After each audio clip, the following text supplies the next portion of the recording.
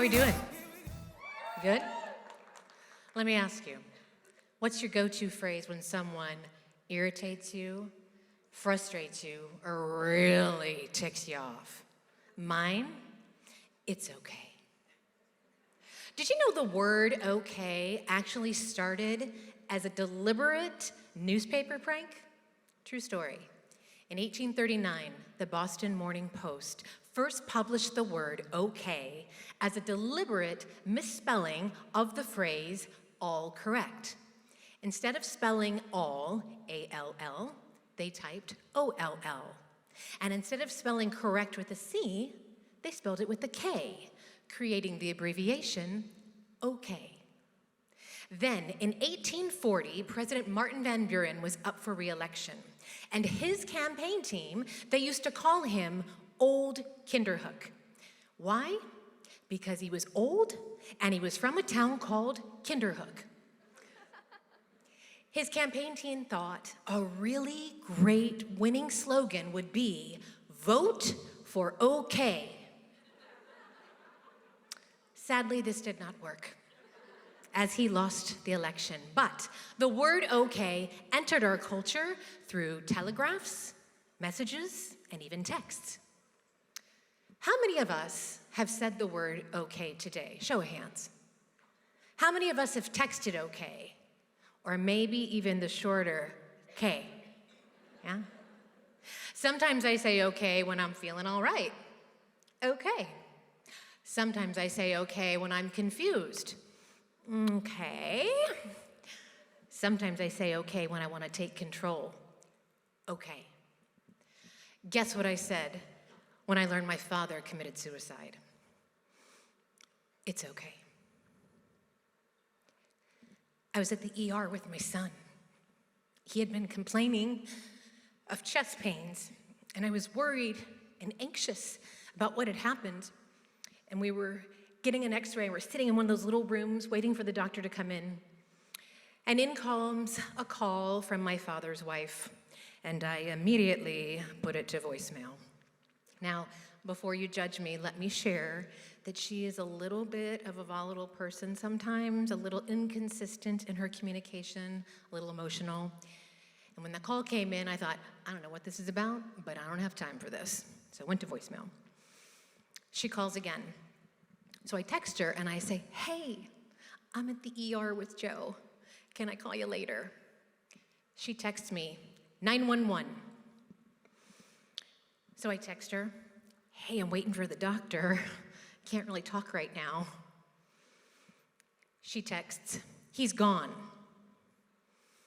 And I thought, gone? What do you mean gone? He left you? Great, something else I have to deal with, which I do not have time for. So she calls again, and this time I pick up and I start to say, hey, I can't really talk right now. She says, he's gone. He shot himself. He's dead. And my son, sitting next to me, hears all of this. And he immediately turns to me and he says, Mom, I'm so sorry. And I look in my sweet boy's eyes and I say, it's okay. It's gonna be okay. It wasn't okay. January marked the one-year anniversary of my father's suicide.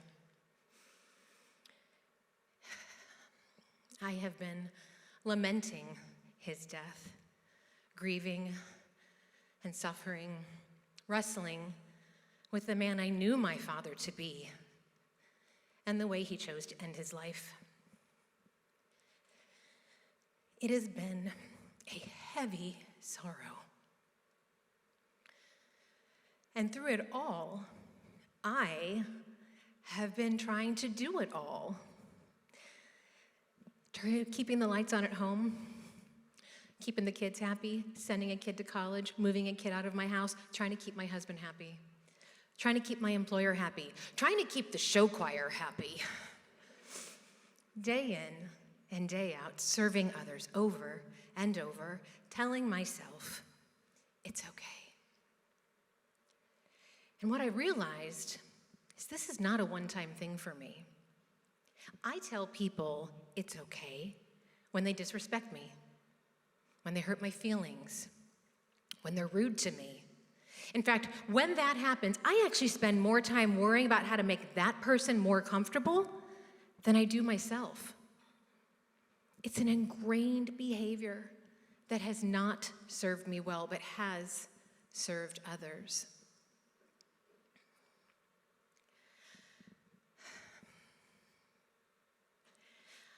What I want most in the world is to be seen and to be heard and to be loved. And when that's offered to me, I pull back. I step back. Like when I decided to start my business. I was so excited to do it. I had so many people telling me I should go all in. And instead of launching it, a little voice in the back of my head said, "Do you really think you can be a business owner?" And so instead of launching, I made it a side hustle, and I diminished its value every time I talked about it. Or like when I decided to be a part of this experience, and I asked my children to be here to support me tonight, and then felt guilty for asking them to give up a night to be here with me. Or like many of you who reached out to me and said, "Hey, I saw that you're speaking at Rise and Thrive."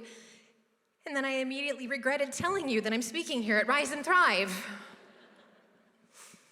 I start to tell myself, I'm weak, I'm needy, I'm a lot. I desire the love that comes with affirmation and condemn myself for wanting it at the same time. My life's work has been about helping people grow. So why is it so hard for me to allow myself to grow? I am a faithful Catholic woman who desires to be both humble and confident, to lead with humility and grace, to serve others from a place of meekness, not weakness, power in control, strength in knowing and loving who I am. And what I've realized going through this Rise and Thrive experience is that I use the phrase, "it's okay," as a coping mechanism. And that might be really obvious to all of you, but that was a revelation to me. And knowing that now, I feel powerful.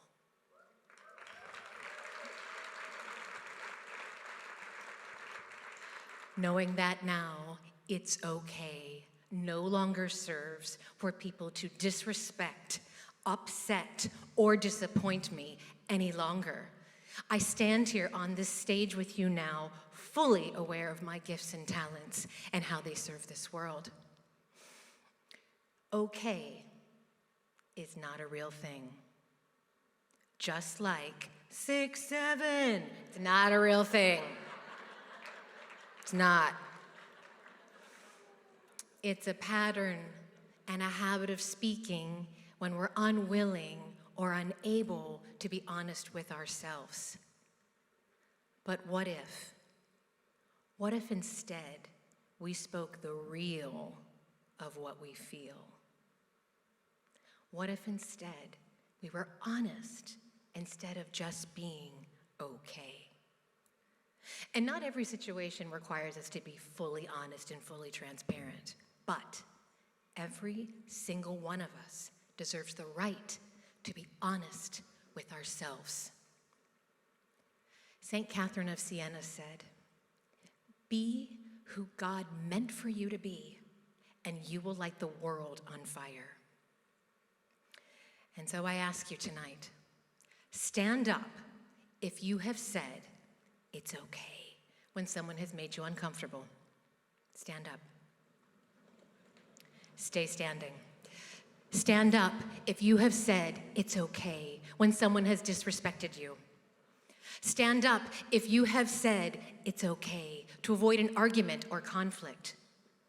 Next time, instead of saying it's okay, speak the real of what you feel. Be you.